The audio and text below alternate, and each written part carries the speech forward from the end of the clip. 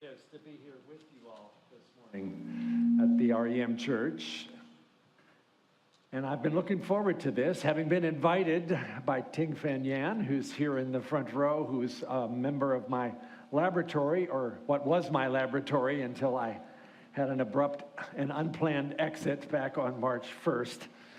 We won't go too deeply into that, but I know many of you are from NIH. I saw your hands being raised. Thank you for your continued work to try to make those discoveries happen, even in what is a difficult time for medical science. Others of you may be working at FDA or perhaps at NIST or NASA. All of you dedicated government scientists trying to increase our knowledge of God's creation and finding this to be a particularly difficult year to do so. But I believe that we are going to get through this. I guess I'd like to begin with a prayer that is not of my making, but it comes from St. Augustine. And, you know, he had his own moments of darkness, and we're having one of those right now in this country. And yet, his prayer, every time I pull it out and read it, encourages me. So I thought I would read it to you. Can we pray together? God of our life, there are days when the burdens we carry chafe our shoulders and weigh us down. When the road seems dreary and endless, the skies gray and threatening, when our lives have no music in them and our hearts are lonely, our souls have lost their courage. Flood the path with light. Run our eyes to where the skies are full of promise. Tune our hearts to brave music. Give us a sense of comradeship with heroes and saints of every age, and so quicken our spirits that we may be able to encourage the souls of all who journey with us on the road of life to your honor and glory. And the people all said, Amen. Could I have the slides up? I'm going to walk you through some storytelling here, a bit about my scientific experience and some about my faith experience, because I think you want to hear about both. And people in the tech, if there's any way to actually put the same image up on that screen, then I won't have to keep turning around to see what you're seeing. Again, a great privilege to be here. That's wonderful. Thank you. Well, I'm hitting the button and hoping something will happen. Ooh, that's not what I wanted to happen. Hit it again. Okay, here we go. So what are you in for this morning? It's always good, I think, to give people a bit of advance notice of what exactly is about to happen. So I'm going to tell you a story about my own journey in science, but then I'm going to tell you about how I came to be a Christian. And it's different than a lot of other people, because you will hear I was an atheist in my early 20s, and now I'm a follower of Jesus, and I'm a scientist. How did that happen? A lot of people ask that question of me. Well, I'm going to try to provide an answer.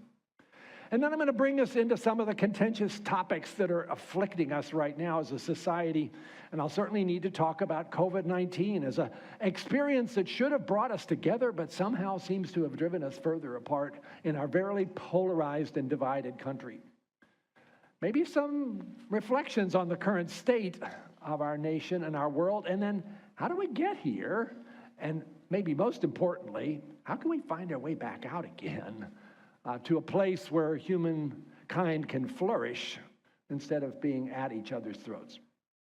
And I'll finish with a prayer for our hurting world. Okay, we'll start with my journey in science. And I guess it has to start with, that's me. I grew up on a small farm about 3 hours drive from here in the Shenandoah Valley. That's the farm with the barn in the background. It was pretty austere. We did not have indoor plumbing. And since I grew up that way, I didn't think it was a big deal, but a lot of people that I've talked to think it was a big deal. And I didn't go to school until the 6th grade. And it wasn't because my parents thought that I needed religious education, because they weren't interested in that. They just thought they would be better teachers for myself and my three brothers than the county schools. And they were probably right. My mother was a very gifted teacher, as was my dad. And what I learned in those first 5 years of education was how joyful it is to discover something you didn't know, to have your mind suddenly illuminated by insight into something which you didn't realize, and now there you've got it. And maybe it's mathematics, or maybe it's history, or maybe it's music or literature. My mother knew how to teach all of those things without, as far as I could tell, any lesson plan at all. But it was basically, what's interesting? Let's talk about that. And we'll keep talking about it, sometimes for 2 or 3 days, and then it stopped being interesting. Okay, let's talk about something else. That was the way it went. And I was gifted by that experience, and I carry it with me today because of the joy I still get in learning something new. Then we moved in town because my grandmother had a stroke and needed somebody in the house, and that meant I could go to the public schools. And that was also a gift. And it was a 10th grade chemistry class that got me to think about wanting to be a scientist, because it looked like science is really like a detective story. You have these tools, you have hypotheses, you make experiments happen, and then you figure out if you've learned something important. Who wouldn't want to do that? That's just like such an incredibly exciting way to spend your life. And it, by the way, still is, and I see a lot of young people here. If you're going into science, come on, we need you. It may seem a little unfriendly right now. We'll get through that.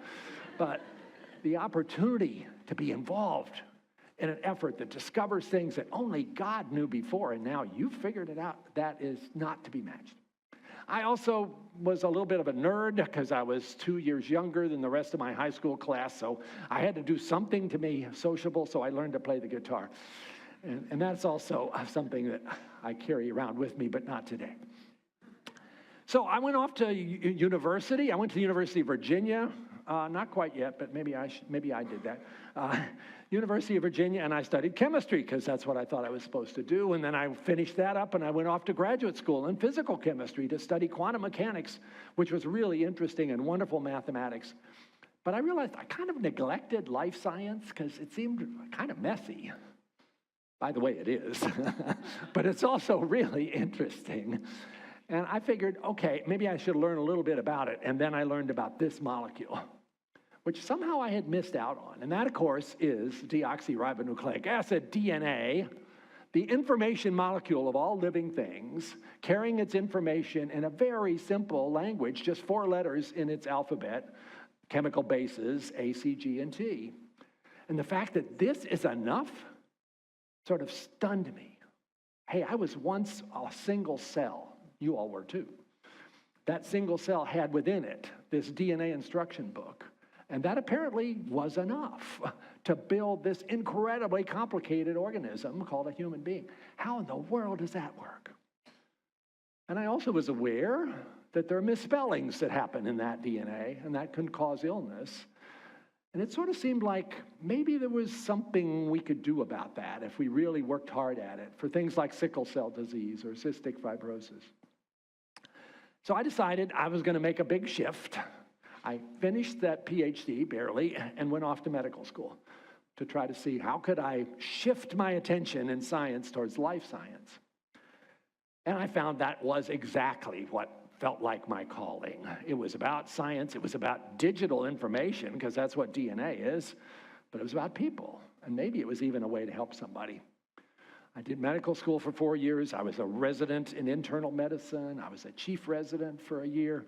And then I went off and did a fellowship to learn more about how to do the research part of this, molecular biology, in a lab at Yale. You can kind of figure out there's a long trail, and not a very linear one.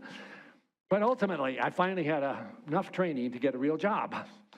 By this time, I'm married with 2 kids, but I'm finally getting a real job at the University of Michigan as a physician, scientist studying genetics, and particularly trying to figure out how can we find the cause of some of these genetic disorders that we can describe, and they seem to be inherited in families, but we have no idea what exactly had happened in the DNA to cause that.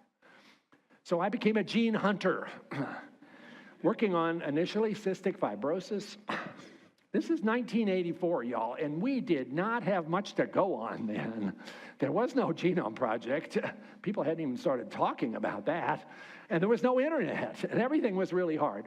And so if you were looking for what might be just one misspelled letter in that huge information of the human genome, you had a really hard job to go.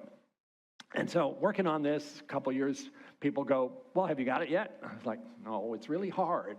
Well, how hard can it be? So I had a picture taken of myself in a Michigan haystack, holding up a needle, saying, this is how hard it is. Made me feel better to have an analogy, but people still said, well, hurry up already. But one thing I learned, which has been with me ever since, that if you're on a really hard project like this and it's not going as quickly as you want, see if you can find some other people to work with. Figure out how to collaborate instead of competing. And so I basically merged my lab with the lab of Lapchi Choi at the Hospital for Sick Kids in Toronto, and we worked together, which we had previously been doing as competitors, and it made everything go a lot faster. There's a lesson. Collaboration really helps. And sure enough, in August of 1989, the gene for cystic fibrosis emerged and was published in this issue of Science, and it was just 3 letters out of that 3 billion in the genome that were missing in most people with cystic fibrosis. That was the first time that this had been unraveled for a human genetic disease without knowing what kind of gene you were even looking for. I worked on other diseases while still at Michigan. Huntington's disease. Here's Nancy Wexler, who's one of the main supporters of that research. And I worked on neurofibromatosis, found the cause of that, a fairly common genetic disorder that most people haven't heard of. More recently, have been working on a rare form of premature aging called progeria. The picture you see there of Cookie Monster and me is also with Sam Burns, who at that point is 15 years old, but his body has been aging about 7 times the normal rate, and 2 years later, he died of a heart attack. A heartbreaking disorder, and yet one that desperately needs some answers, and which my lab has been intensively working on for the last 20 years. After finding the cause, in this case, just 1 letter misspelled, that's it, a T that should have been a C in a vulnerable place in the genome. And we're on the path, perhaps even in the next year, to try to cure this disease with gene editing using the CRISPR approach that has gotten us all pretty excited. I don't know if it'll work, but I think it's absolutely time to try. And my lab also works on diabetes. That's the biggest project in the lab, which is not a rare disease. It's an incredibly common disease. And we have the help of really amazing people in the group, like Ting-Fen, to make sure that we're thinking about all the clever ways that we could begin to unravel that complicated disorder. Well, I then got pulled out of NIH because I got this call saying we need somebody to run the Genome Project. You know, the Genome Project had started in 1990. The first director was Jim Watson, as in Watson and Crick. He was a rock star. He got Congress interested in this project, which was wonderful. But he also insulted a lot of people along the way, including the director of the NIH at that point, Bernadine Healy, and suddenly he was gone. And then I'm getting a phone call saying, we think you should be the one to step in and take this on. And this is 1992. The project had barely gotten started. Most of the scientific community was opposed to it because they thought it was going to be fruitless and probably just waste a lot of money.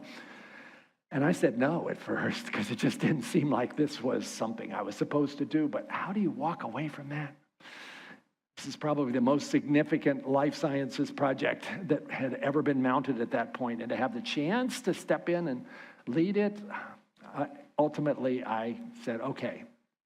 And at that point, I moved here, 1993, April the 4th, became a federal employee, one of the things my mother told me never to do.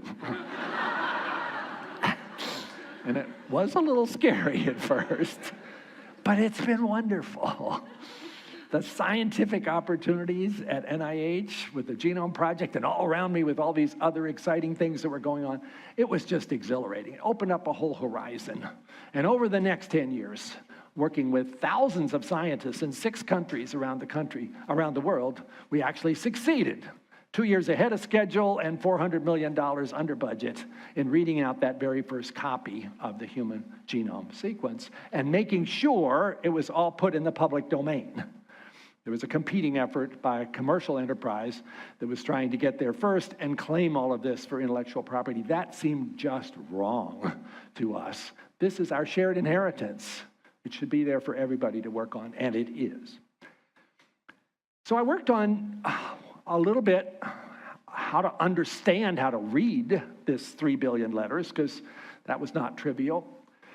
And then 5 years later, I got called to another job, which is to serve as the director of the NIH by President Obama. And somehow I kept getting reappointed, which wasn't supposed to happen. No other NIH director had ever stayed on when there was a change in presidents, but I was asked to stay by Trump and then asked again by Biden. So I was there for 12 years, 12 amazing years. And what a privilege it was to be in that space. I got to do things like starting a new part of NIH called NCATS, the National Center for Advancing Translational Sciences.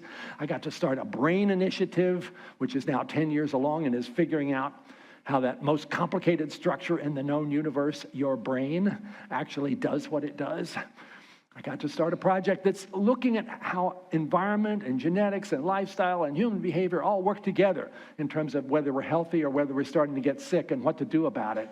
That's the project called All of Us. I hope some of you might have joined that because it's not too late.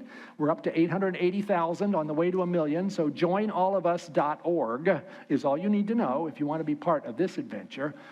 And then amazing things started to happen therapeutically. Sickle cell disease. The first molecular disorder, one that I had studied as a postdoc and hoped someday there might be answers for, but it was taking a long time. There it was, using, again, gene editing, gene therapy, 2 different protocols approved by FDA because the data showed that this actually works. Still complicated, still expensive, still kind of risky in terms of the month that somebody has to go through with a bone marrow ablation, but people are walking around today free of sickle cell disease who had suffered for years, decades, with the pain that comes with that, and now it's not there anymore. That is just an amazing thing to be able to say. And then I got pulled into the White House for a year as the president's acting science advisor, which I had not expected, but that was also a privilege to be able to see how science can be steered from that perspective as opposed to being at NIH. So all of that is kind of a story of my own pathway. By the way, after leaving the White House, went back to NIH to run the lab, studying diabetes and progeria, a wonderful team of 14 people working really remarkably effectively to try to make new insights in there. But then in late February, I was given a signal that I was no longer welcome. And so I did have to depart rather abruptly and painfully on March the 1st. But I still managed to stay somewhat connected with what the lab is doing by Zoom calls and meeting trainees in coffee shops, because that seems like the right thing to do. Well, how about the Christian part? That was all science stuff. I could have told you that without probably your blinking an eye about whether this guy was a Christian. How does that fit together? Let me tell you that story. And I think particularly because we're here on a Sunday morning in a church, this might be something appropriate to focus on. Look at this picture here, and I'll tell you how it came to be. I mentioned I grew up without any religious training. By the time I got to college, I was pretty skeptical about the whole thing. By the time I got to graduate school, I was an atheist. I was determined that the only thing worth knowing was what science could teach you. You could say I wasn't just a scientist, I was actually following a philosophy called scientism, which has a prior assumption that there's nothing worth talking about or thinking in terms of what truth might be there unless science can actually measure it. You can see the impoverished nature of that mindset, but that was my mindset at the time. But then, as I told you, I went to medical school, and I managed to maintain my atheism for the first couple of years in classrooms. There were these Christian medical students around me, and they kept inviting me to lunch, and I kept avoiding it because I kind of knew that wasn't going to be comfortable. But then what got to me was not my fellow students, it was patients. So in the third year of medical school, you are now out there in the hospital. You're sitting at the bedside of good, honorable North Carolina people, and some of them are dying, and some of them are suffering. And you're wondering, how would I deal with that? And I wasn't too sure I could. But I had patients who seemed at peace about all of this, remarkably, and sort of puzzling to me, and they were mostly people of faith. And they knew our medical ministrations were not necessarily going to save them, but they were much more confident in being saved in another way. And one of them was this woman in this cartoon, who was an elderly woman with really bad heart disease. And she had episodes of chest pain sometimes that were really pretty grim. And yet she would get through them, and afterwards she would talk about how Jesus had been right there with her, and she was okay. She told me her faith story a couple of times. And then after the last one, she said, "You know, doctor, I keep sharing my faith with you, and you never say anything." What do you believe, doctor? That's the most important question I have ever been asked in my 75 years. I would ask all of you, do you have a good answer to that? If you don't, it might be time to do some thinking about it, which I had not done. And I realized, wow, this is making me really uncomfortable. I think I said something to her like, I don't really know. And she looked at me, this look of surprise, like, what? And I got out of the room as fast as I could. And then it bugged me for the next few days, few weeks, like, hey, why did that make me so uncomfortable? And I realized, I'm a scientist. I'm supposed to make decisions after considering the evidence. I assume there is no evidence to believe in God, but I never really looked. Maybe I ought to do my homework so I can be a better atheist. You can guess it didn't quite turn out that way. So I did some reading. It didn't help me that much. I knew there was a pastor down the street from me because I'd seen him out in the yard. And I figured, okay, I'll go ask him this stuff. And I went and knocked on his door, and he invited me into his office. And I asked a whole bunch of blasphemous questions about how could you possibly believe any of this stuff? It's all superstition. And he calmly sort of responded without trying to, put me back on my heels, but said, there are answers to your questions. It's great that you're finally, interested in this. And he said, there are other people that have traveled this path, kind of like yours. One of them was an Oxford scholar, and I happen to have his book here, and maybe you'd like to look at this. And of course, that was Mere Christianity. C.S. Lewis's book, which I took home and opened it up and realized in the first 3 pages that I was in real trouble because my arguments against God were those of a schoolboy. And here was this supremely thoughtful intellect who seemed to be also inside my head, making a case for the existence, not just of a deist kind of God who may have created the universe, but a theist God who cares about me. I wasn't ready for that. But I had to deal with it. So I talked to some other people who are Christians, tried to understand their perspective. I kind of assumed that most Christians had been indoctrinated as children and they hadn't been able to get over it. And then I found others, like Lewis, who came to this intentionally out of a background that didn't encourage this kind of thinking at all. And it was like, okay, what happened there? These are substantive people. They haven't checked their brain at the door, and yet they believe in God, and they believe in Jesus, and they believe in the resurrection. Oh my gosh. I had to go back and look a little bit, though, at some of the evidence that I had ignored from my own area of science. Because nature provides some really interesting pointers to God, but I'd ignored them for the previous years. What are those? Well, for the first thing, there's something instead of nothing. Can science tell us why that is? No. It's a given. There is something. Look at it. We're in the middle of something. There's no reason that should have ever happened. And of course, that something had a beginning in the Big Bang, something that happened, we think, about 13.55 billion years ago. And before that, we don't know. It looks as if this was created out of nothingness. So then what would be the first cause? If there's going to be a cause of the universe, it would have to be something that's outside of space and time. Otherwise, you haven't solved the problem. And you have to say, who created the creator? But if the creator is, in fact, supernatural, then the natural requirements of space and time limitations don't apply anymore. Whoa, that would kind of fit, wouldn't it? A supernatural creator.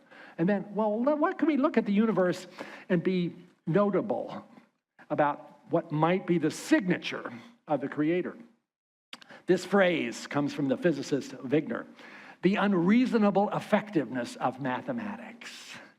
Hey, I had spent my whole PhD doing mathematics, studying things like the Schrodinger equation, and admiring how beautiful those equations are. Anybody who studies electromagnetism, you know about Maxwell's equations. They're exquisitely beautiful once you kind of get your head around the math involved. Why should the universe follow beautiful equations? It's unreasonable that math should be this good to tell us how matter and energy behave. Puzzling. Seems like that creator might be a mathematician or a physicist or both, because here's the real one that struck me in a way that I've never really been able to get around because it is so powerful.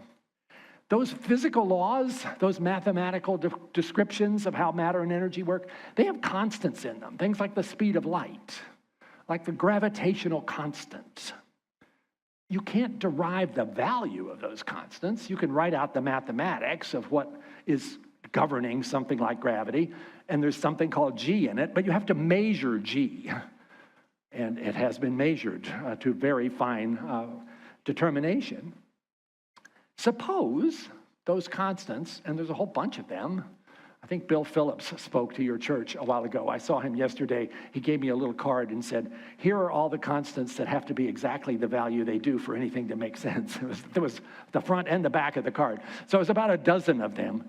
But if they're off by just a little bit, take gravity, for instance. Suppose gravity was just a tiny bit stronger, maybe 1 part in 10 billion. I mean, a tiny bit stronger.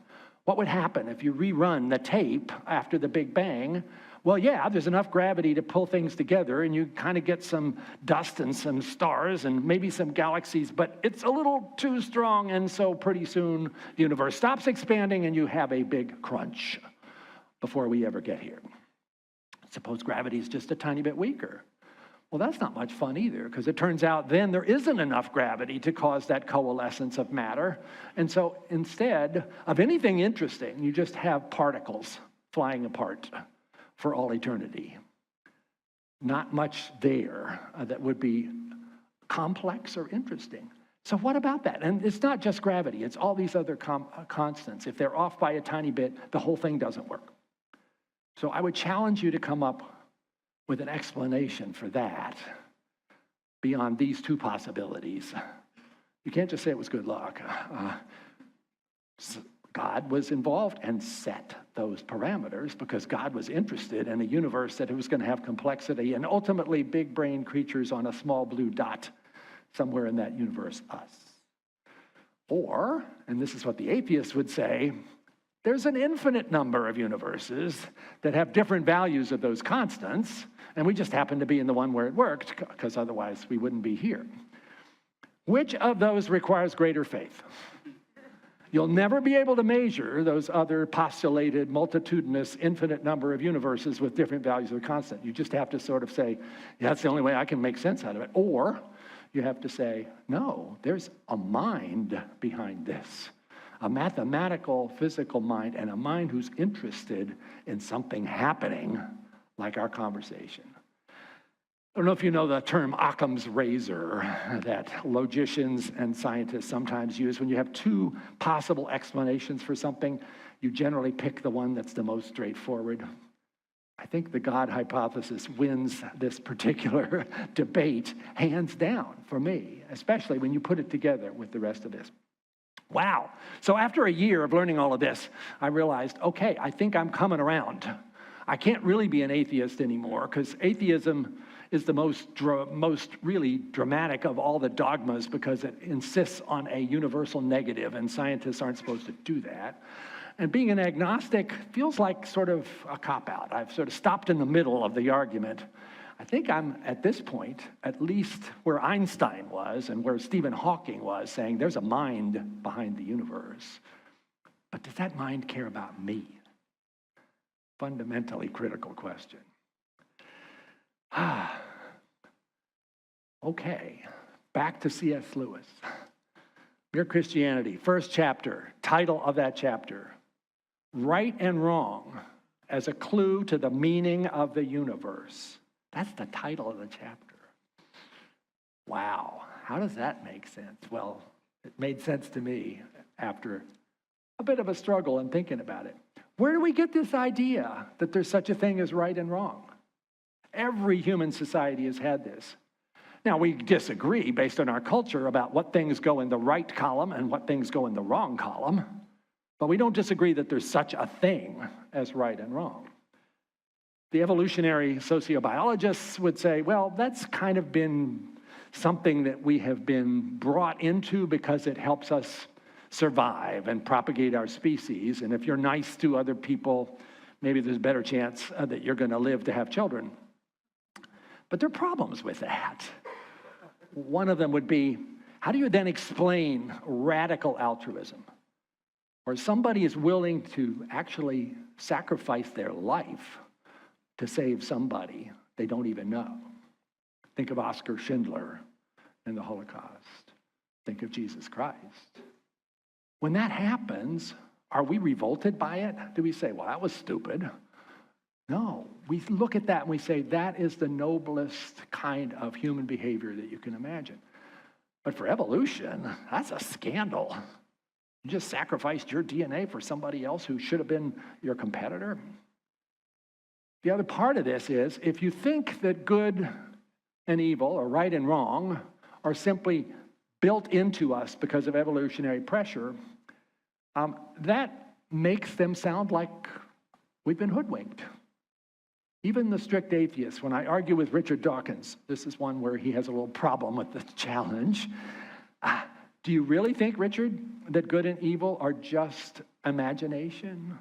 That we've somehow been sold that concept by evolutionary history and it doesn't really mean anything? If so, why don't we just all blow it off and do whatever we please and forget about it? And he can't say that's okay, and nobody else I've ever met can say that's okay. So there's something more there. If I'm looking for a God who cares about me and who has certain expectations of those made in his image in terms of how they are going to live out their lives, and I find this moral law written in my own heart that I can't otherwise explain, that sure seems like God is calling out to me and not just, setting up the universe and going off to something else. I'm getting towards theism pretty quick here. There's another signal that I found also touches me, and it's this issue of beauty. You could also call it, as Lewis does, joy. Those moments, you all have had those moments where something just lifts you out of the daily moment you're in the middle of. Maybe it's a beautiful sunset. Maybe it's a piece of music. For me, it would be the second movement of Beethoven's Third Symphony. It's just like, whoa, I got to stop, and I'm probably going to cry, and I'm not sure why, because it is so powerful. And you feel like I'm called to something that's being touched there, and I don't quite know what it is. And it's sort of an aching sweetness. What is that about? Again, I think those are glimpses that we're supposed to have of who ultimately we're intended to become in the next life, and we're just getting a little glimpse of it. And I can't explain those on the basis just of neurotransmitters. Although they may be involved in the experience, they're not the trigger. Put that all together, and I, after 2 years, am now to the point of having a very hard time resisting the conclusion that God is out there and God cares about me. But I'm also in the midst of a dilemma. Because you see, if the moral law comes from God, God is therefore good and holy. God expects me to be good and holy. At my age of 27, I know I'm not. I know there are many things that I'm doing that I'm aware on the wrong side of the ledger, and I have excuses for them, but I know they're there. If this is all there is, then the best thing that I could hope for from God is that he would at least be a fair judge, but it's mostly judgment that I'm going to receive and probably deserve. And just when I'm feeling like I want to have a relationship with God, he seems to be kind of receding off into a place behind a podium, looking at me as somebody who needs judgment. That's a disturbing moment. But then, after having really not paid that much attention to the person of Jesus Christ, it suddenly becomes clear to me that that's where I need to go now. I thought growing up that Jesus was a myth. I thought people just made this up. I didn't realize the historical evidence for Jesus Christ is better than the evidence for Julius Caesar. I didn't realize that his life was not only written about in the Bible, but by other non-biblical sources as well. And I did not realize that not only was he most definitely historically crucified, but he rose from the dead. The evidence for that, as I learned reading N.T. Wright's book many years later called The Resurrection of the Son of God, is overwhelming. So I couldn't anymore just say, oh, well, Jesus is something that somebody has cooked up. It's real. And it has a calling to me too. Jesus didn't just claim to be a great teacher, although he was. He claimed to be the Son of God. You can't dismiss that second claim and just stick to the first one. You have to make a decision. But I realized this is my answer to what was otherwise feeling like terrible separation from God, because Jesus stepped into that gap. Jesus died on the cross for me. I'm covered with his blood so that I can approach the Almighty God and not have judgment, but have love. Those kinds of phrases when I was growing up, I never understood them, and all of a sudden they made the most perfect sense. And I was hiking in the Cascade Mountains somewhere in Washington State. And I came to this moment on a beautiful fall day where I just realized I no longer want to resist. And I had been resisting pretty hard for 2 years. And the next morning, I fell on my knees in the dewy grass outside of a really crummy motel. And I said, Jesus, I'm yours.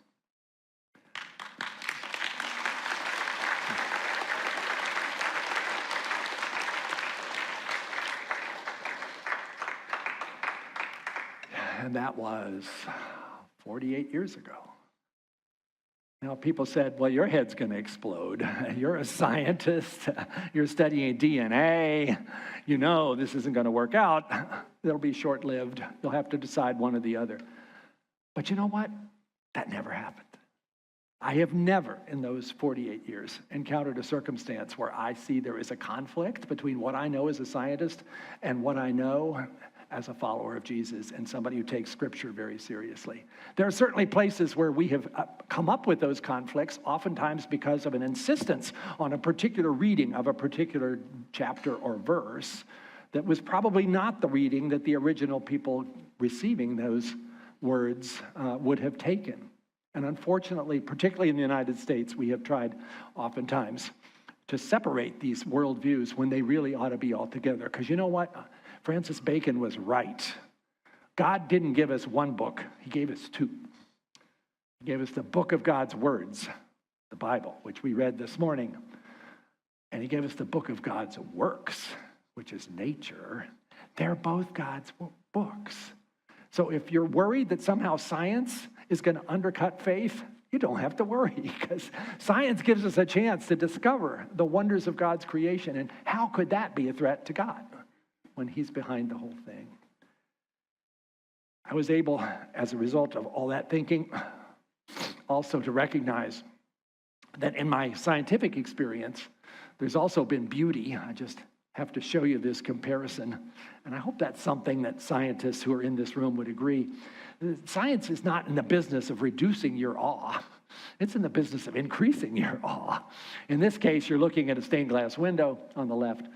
And on the right is actually DNA, but looking not from the outside of it, but down the long axis, so that all that double helix is spinning around, but it's superimposed into this beautiful radial pattern. That's beautiful. And certainly all of us who get to do science get to uncover beauty all the time and uncover things that God knew before and we're just beginning to figure out. So I wrote about all this 19 years ago in a book called The Language of God. And the title of today's presentation to all of you was The Laboratory in the Cathedral. And I really like that image that when I'm in the lab, I'm also in a cathedral. When I'm doing science, I'm worshiping because I appreciate the wonders of God's creation, and I'm privileged to be able to study them and learn things that God knew and nobody else did. So the God of the Bible is also the God of the genome. He can be worshiped in the cathedral for sure, like we are this morning, but also in the laboratory. And his creation is majestic, awesome, intricate, and beautiful. Yes, it is. So now let's bring us up to the more current time. And I want to talk a bit about how we as Christians and how others who are non-Christians have ended up in a place where there's a lot of friction, a lot of acrimony, a lot of misunderstanding, a lot of unwillingness to listen to each other. And what might we try to do about it? So that's going to bring me first to a particular experience that we all had that seems to have driven us apart when I, as I said earlier, would have hoped it would bring us together. Remember this? I think a lot of us have kind of suppressed remembering much about the year 2020 because it was so scary. But this was the beginning of it, January, with the new identification of a virus in Wuhan, China. By January 10th, the viral sequence was posted on the internet, and the scientists at NIH's Vaccine Research Center went into high gear. And 48 hours later, they had designed the mRNA vaccine that ultimately became the Moderna vaccine that probably many of you later got in your shoulders. It was done at such a pace. The very first phase 1 trial was done 63 days later. Usually that's like 2 years. And with Operation Warp Speed, there was a huge effort then to try to put every kind of talent and capability into this.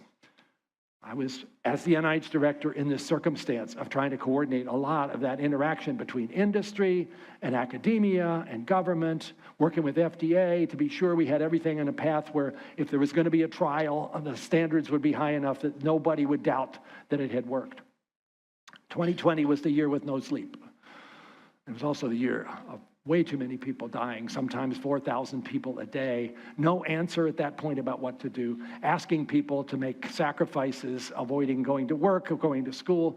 A lot of really difficult times happening for lots of people. As somebody as part of the public health effort, which I was, trying to explain what was happening and what people should do about it and never being quite sure whether we knew enough to make the right recommendations. And sometimes we didn't and we had to change them. And I wish we had been more clear about the ambiguities of what was happening and admitting, which we all knew, that we were learning things about this virus every day because it was unprecedented the way that it was spreading.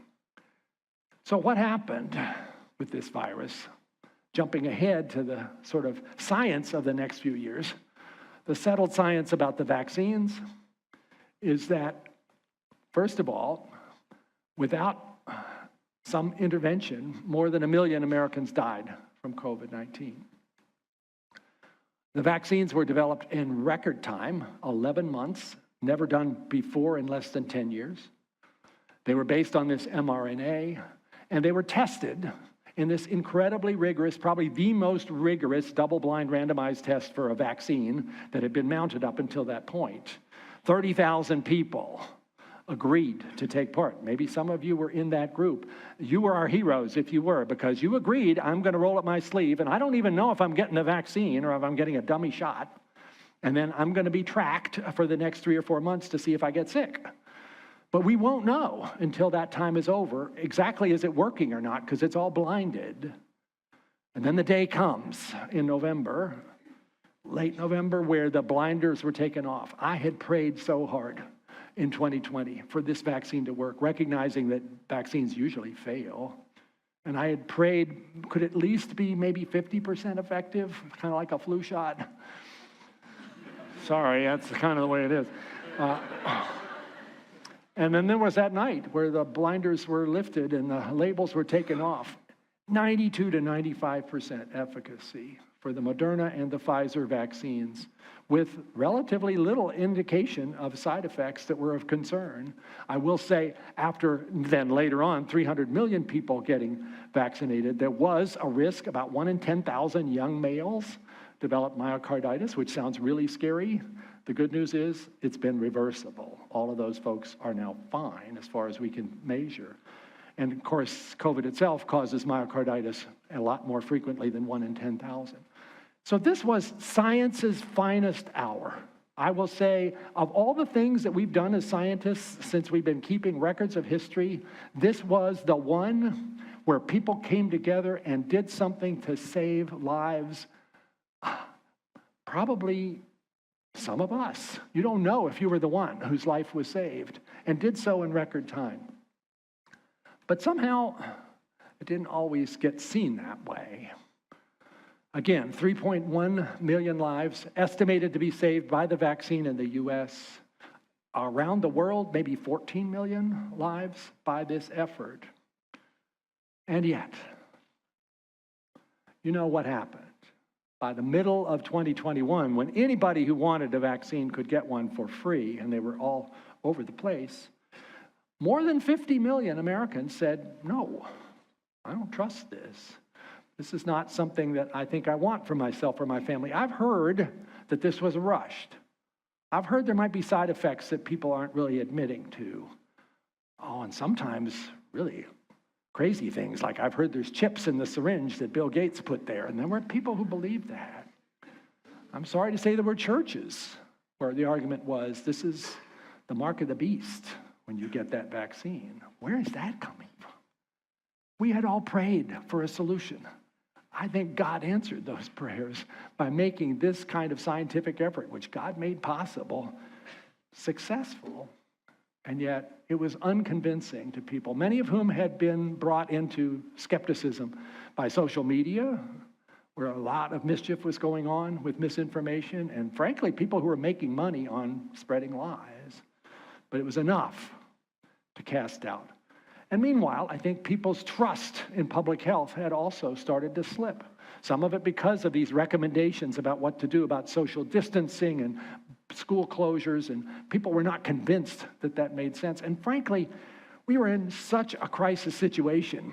We didn't really have the opportunity for a long time to try to individualize those recommendations for particular communities. Everybody was kind of told to do the same thing. And what might have been appropriate for a crisis in a big city might not have been appropriate for a small rural community, but everybody was told, you got to close everything down. So there was loss of trust that was earned, but there was a lot that was manufactured. And it certainly woke me up to the fact that this is a serious acceleration of the divisions in our country, which have been kind of building over the course of 2 or 3 decades. And the statistic is the one you see there. More than 230,000 people lost their lives, now in graveyards, because they concluded the vaccine was not for them. That's 230,000 deaths from our culture wars. So when I left NIH, left the directorship, I felt like I've got to do something about this. So what is the current state of our nation and our world? I started to do a lot of educating of myself about this. There's a place, well, here's the answer. We're divided, but there's an organization called More in Common that tries to really look at a society. They started in the UK and then they moved to the US. And basically they divide us up into these 7 different sectors, and we could argue about the boundaries. The fringes, the wings, get all of the attention, and that's often what you hear about. But 2/3 of us are not in those spaces. I suspect many people in this audience are not in those spaces, but we're kind of worn out. We are the exhausted majority. Many of us have kind of just checked out and stopped tracking it anymore because it's so unpleasant. And there's also this thing called affective polarization, where if you're on one side of this spectrum, you imagine the people on the other side are actually much more radical than they are. That has very much overtaken us. And so that does not help if you're going to try to bring people back together again. If you've already decided they're not just misguided, they're evil, it gets very hard to build those bridges. What are we going to do about this? Well, part of this is, again, we have to decide, that it's okay for everybody to get something. This New Yorker cartoon is the two dogs saying, it's not enough for the dogs to win. The cats also have to lose. Sometimes we sound like that, don't we, about our political parties? It's not enough that we get what we want. Those people have to suffer and see that they were absolutely decimated. Look at the language that you see on the internet about words that are used against other people. It is of this same sort. So how did we get here? I think quickly we've lost a lot of our traditional anchors. Do we still believe in truth? Is there such a thing? Postmodernism is kind of saying, maybe not, it's all subjective. Sorry, I'm a scientist. There is truth. The earth goes around the sun, not the other way around. The earth is not flat, even though thousands of people belong to the Flat Earth Society. That is a bad thing. We should not be encouraging this kind of dismissal of objective truth. Otherwise, what kind of path are we on? And it is not okay for somebody who's looking at a fact that's well established and agreed to by society and saying, well, that might be true for you, but it's not true for me, because I don't like that fact. Facts don't care how you feel. They are just facts. Science is caught up in this. And now a lot of questions raised about science. Well, aren't all the scientists biased? And aren't they on the take, by the way? Having been at NIH for 32 years, the amount of ethical review of every possible thing that I did, and you all know this too, is extremely severe and strict, and it should be. This idea that scientists are riddled with all kinds of conflicts of interest and they're all corrupt, that is offensive and it's unwarranted. It's not true. Does science make mistakes? You bet we do, but that's the whole point. They get corrected. Anything that was serious as far as a conclusion that turns out to be wrong, it's going to get tested by somebody else and you'll find out. And what about faith? Shouldn't people of faith in this time of division and acrimony be the solution? Shouldn't we be the ones expressing love and truth and grace? I don't see that as much as I wish I did. Maybe in this church, I can believe that. But a lot of the other places, evangelical Christians, and I'm an evangelical Christian, are seen as being narrow-minded, often angry, often saying, you know, those words of Jesus on the Sermon on the Mount were fine at that point, but we're now at a war for survival. No, we are not. We Christians actually are in a pretty good place right now in this country. But some people have adopted this view, which justifies, therefore, almost any action. And then trust. How do we decide who to trust? Let me unpack these issues, and then I'll give you a little suggestion about what we could do. And then I'm going to wind up. So truth. Maybe this will help you. It's helped me. There's these circles that you might want to think about when you're having a discussion about an issue. Which circle does it live in? That necessary circle in the middle is things that would be true in any universe. The area of a circle is pi r squared. 2 plus 2 is 4. I hope nobody will decide they don't like those facts. Sometimes I wonder. But then the next circle out is firmly established facts, things that have been shown by scientific evidence to be true. The world is warming at an unprecedented rate, and that is caused by human activity. That's a fact, and yet it's one that many people who don't like are denying. Next circle out is that zone of uncertainty, where reasonable people have a different view because we don't have enough evidence to say what's right. And those are great places to have debates. And ultimately, we want to seek what the real truth is and then move that uncertain topic into a firmly established fact. That's how we make progress. And then there's opinion out there. Do men who wear shoes with brown leather tops and thick white soles look good in them? There's a debate about that at my house. It does not threaten our marriage, nor does it threaten the substance of society that we have not agreed on things like that. That makes life interesting. That's okay. What's not okay is to take an opinion and try to tell somebody, well, that's now a firmly established fact because I said so. And it's not okay to take a firmly established fact and say, well, that's just your opinion. We have to keep those things straight, and we have not been so good about it lately. It brings me to a brief allusion to philosophy. I never took a single philosophy course in college, but now I've begun to learn more about this. And I guess I was a Cartesian who believed that if you put rational people in a situation where they have the facts in front of them, they're going to make a rational decision.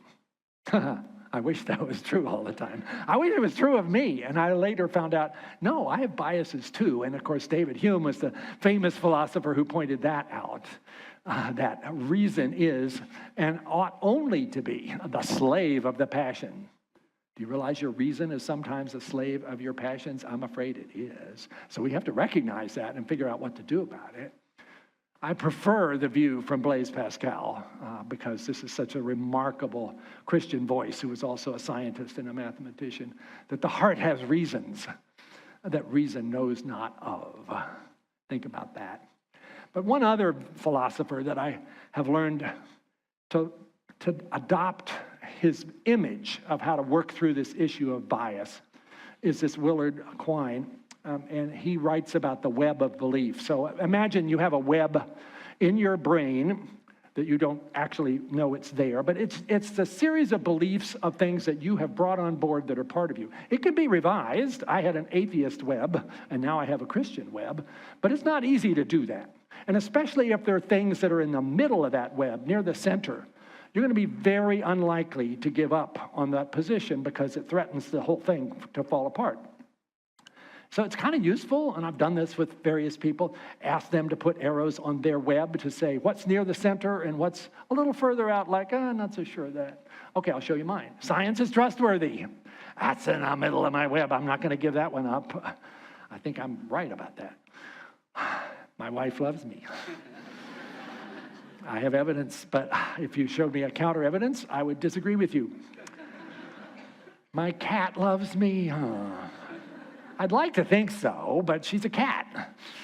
And, you know, if she decided to move next door because the food was better there, I guess I'd have to recognize that this didn't belong in the center of my web. So I'm putting it a little further out. Jesus died for me.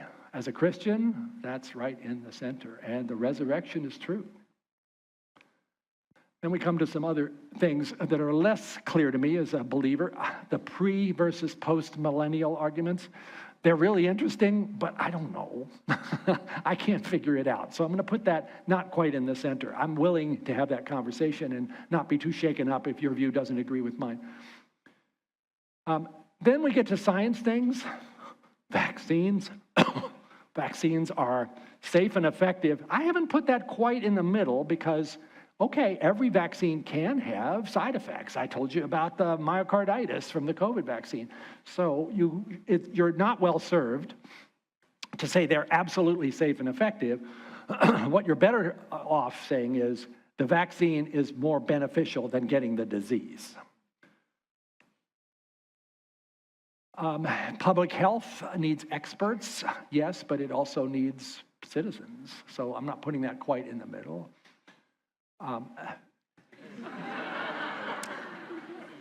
The CDC, God bless them, have done everything they could, but we will all admit there are times where they got it wrong. And I got it wrong as part of the public health effort as well, so I'm not picking on them. Was it really necessary to wear masks in school? I'm not sure it was. It was something we did for precaution. In retrospect, did it really save our lives? I'm not sure. Climate change is real? Yep, that's in the established fact. Yes, and the 2020 election, just look at the facts. It was won by Joe Biden. And this one rattles people now, perhaps a bit, because there's some who want to dismiss the arguments about the history of our country that have led to prejudice against various groups. But I think the evidence is pretty compelling, that structural racism is a real part of our country, and we need to continue to recognize that in order to work on it. So that's my web. Okay, so it would help then, I guess, when I'm trying to figure out if something is true or not, to reflect on whether it's threatening me in some way because it's too close to the center, in which case I may need to really work on keeping my mind open and not just dismissing it out of hand. Science. again, is another way that we discover truth. That's a photograph of my former lab. You will see Ting Fen there in the back row. Wonderful people, dedicated, working hard, doing so even now as they're furloughed, trying to get back to the lab whenever we're allowed to do so. And this is one more hurtful insult to hardworking scientists who just want to get things done. But science is in trouble right now. And I'll talk about the medical research part because that's what I know most about. We, by the way, have been stunningly successful in the course of the last few years in terms of developments, major advances in cancer, heart disease, progress in things like HIV/AIDS, where it's now associated with normal survival if you have access to the drug, cystic fibrosis, the Trikafta, amazing development means people with CF are now planning for retirement. GLP-1 drugs are everywhere, curing sickle cell disease. The list goes on and on. We have been on a roll. But right now, since January, that whole enterprise is under attack with budget cuts, grant terminations, people being fired, more of them apparently the past 2 or 3 days. There's a disconnect here. Most Americans don't appreciate that medical research should matter to them. And so there hasn't been as much of an outcry as there should be to what's going on right now. I am a bit obsessed about this since leaving NIH.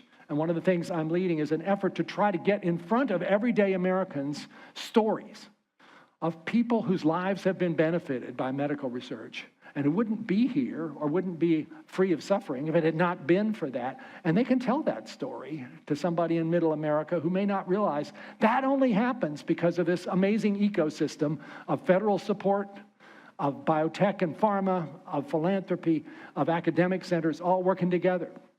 And that right now is in serious trouble. And all of those parts are back on their back foot because of the threats and the realities of what cuts have been made. We have to somehow get the word out without getting political, without naming names, that this is not something you probably would want to see happen for the country that has led biomedical research for the whole world in about 3 decades long, and which is at risk now of losing that leadership rather rapidly.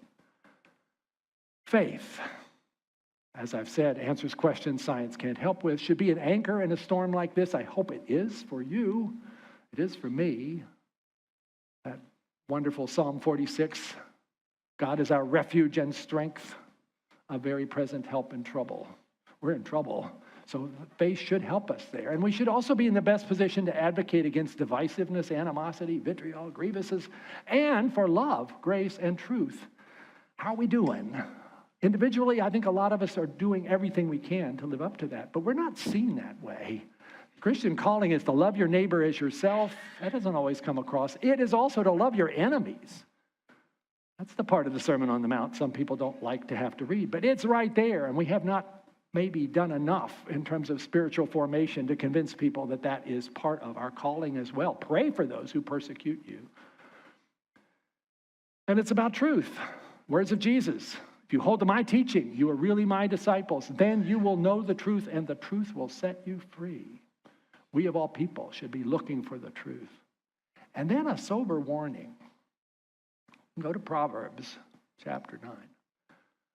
There are 6 things the Lord hates, 7 that are detestable to him. Haughty eyes, a lying tongue, hands that shed innocent blood, a heart that devises wicked schemes, feet that are quick to rush into evil, a false witness who pours out lies, and a person who stirs up conflict in the community. Look at those words and think about where we are right now. There's a lot of that going on. And some of it, I'm sorry to say, are from people who would say they're Christians. This church, I know, would not do that. I know so many of you are so devoted to finding the truth and to sharing love, grace, and truth. But as a Christian community, we have some work to do. And then finally, trust, those 4 things: truth, science, faith, and trust. Trust is just eroding for almost everything. This diagram shows you over the course of time since 1977 how much the trust in institutions has dropped for everything except the military. Some of that's earned, a lot of it's manufactured. We've just become so darn cynical about everything that our first assumption is that an institution is probably not trustworthy instead of trying to look at the evidence first. How do we decide trust anyway? I think there are 4 things that we consider, and there's one that's really worth thinking about because it might be getting us in trouble. First of all, is that source one that we can trust because it has integrity? Is it competent? Do they know what they're talking about? Do they have expertise? And do they have humility? Are they willing to say, I don't know everything? But then there's that 4th one, aligned values, which used to be an easy one because, okay, I want to know, does this person have the same moral law that I do? But now aligned values come down to, is that person in my political tribe? If so, I'm going to trust them, even if they're handing me stuff that's not true. And if they're in that other political tribe, I'm not going to trust them, even if they're telling me something I ought to know. So we have this problem that the otherwise wise decision-making that comes out of the other parts of this integrity, competence, humility is being eclipsed by, is that somebody that's part of my team? Do they live in my bubble? Because our bubbles have taken over, haven't they? And we've gotten into a tough place about finding our way out of them, or even talking to people who are not in our bubble because we think it's going to be unpleasant. So here's some exhortations about how to find our way back, and then I'm going to wind up. It's up to us. If you think this divisiveness is going to be solved by our politicians, I don't think so. The political class is more divided than the average person in America. So they're pulling us apart, not bringing us together. So first, what can we do? Re-anchor your worldview to biblical principles. A lot of the political principles that have gotten somehow smuggled into churches are the political principles are the opposite of what we are called to as followers of Jesus. Blessed are the peacemakers. Blessed are the meek. You don't see a lot of that.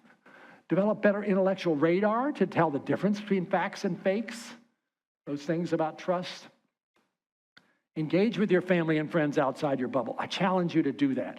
There must be, in this room, there must be lots of people who have families that are kind of torn apart by politics, and you stop talking to each other. That's not good. It's really unpleasant sometimes, but we got to figure out how to do that. Because even the most unreasonable position is being held by a person who's a child of God. And if you can take the time to listen and try to understand where they're coming from, oftentimes you can make progress. I'm part of Braver Angels, which is a group that does that in a systematic way. If you don't know about them, look up braverangels.org and see if you'd like to join that, because it will teach you a lot about how to do respectful listening. I mean, listening to understand, not to plan your snappy response, really to understand. We need to do a lot more of that. Help the kids. Social media is doing terrible things to the younger generation. Read that book by Jonathan Haidt called The Anxious Generation, and you'll see what I mean. We have to do something to try to protect our young people from further distortions of their worldviews and their opportunity to flourish. Social media, I'm saying at this point, is more of a negative than a positive. And then seek out community opportunities for dialogue, and churches like this would be a great place to try to figure out, how do we bring together people who have different views and make a safe space to learn from each other? And yeah, we should demand a lot more from our national leaders in terms of character. And then finally, consider signing a pledge. Here's such a pledge. This is in my book, The Road to Wisdom, but if you want to sign it, it's posted on the Braver Angels website. So if you just did a Google search on Road to Wisdom Pledge, you would come to that. Think about this. Would you sign this? Well, I'm going to ask you after it's not binding, but I'll ask for a show of hands after I read these parts of it, whether this makes sense to you, if this is something you would do. I pledge from this day forward, I will seek to be part of the solution to our society's widespread divisiveness, which is hurting individuals, families, communities, our nation, and our world. You're going to be part of the solution. I will actively seek out opportunities to engage in dialogue with those who have different views from my own by respectful listening. I will strive to understand their perspectives better, to identify our shared deeper values, they're all down there, and to build a bridge across the gap that has divided us. When I'm sifting incoming information, I will seek to be a wise consumer, taking into account my own biases, my web of belief there.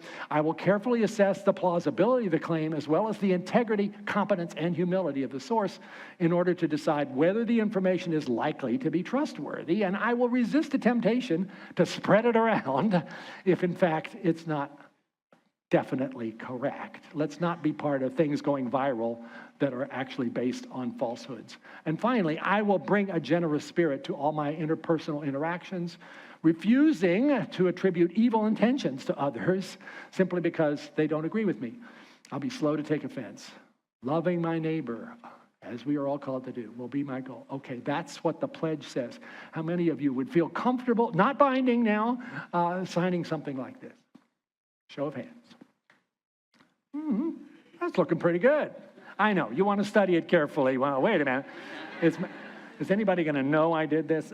You can sign it on the website either by giving your name or not. So encourage you to think about it. Because, we can talk about the diagnosis of what's wrong with our society, but if we don't collectively decide to take action, we're just going to keep having this conversation for the next 10 years. We have a chance to turn this around, but it's we the people that are going to have to do it.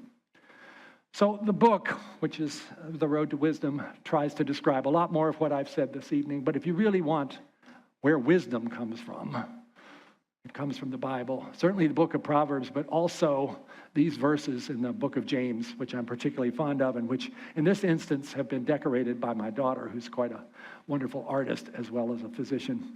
But if any of you lacks wisdom, let him ask of God, who gives to all men generously and without reproach, and it will be given. And what is wisdom? It's first pure, then peaceable, gentle, reasonable, full of mercy and good fruits, unwavering, without hypocrisy. That's a promise. God can give you that wisdom. God can give that to me. We just need to ask. And maybe that will drive out so much of the confusion and misunderstanding that's around us. So let me finish with a prayer. This is a prayer which many people think came from St. Francis, but it actually came only about 40 years ago from a Benedictine sister. So would you pray with me? May God bless you with discomfort at easy answers, half-truths, and superficial relationships, so that you may live deep within your heart. May God bless you with anger at injustice, oppression, and exploitation of people, so that you may work for justice, freedom, and peace. May God bless you with tears to shed for those who suffer from pain, rejection, starvation, and war, so that you may reach out your hand to comfort them and turn their pain into joy. And may God bless you with enough foolishness to believe that you can make a difference in this world, so that you can do what others claim cannot be done. God, you are our refuge and our strength, a very present help in trouble. In a world filled with uncertainty and fear, we fix our eyes on the empty tomb, the ultimate sign that death and darkness have been defeated. Help us to cast our cares on you and to rest in the assurance that our future is secure in your hands. That living hope allows us to face each day with courage, peace, and joy. Amen. Thank you all. Thank you.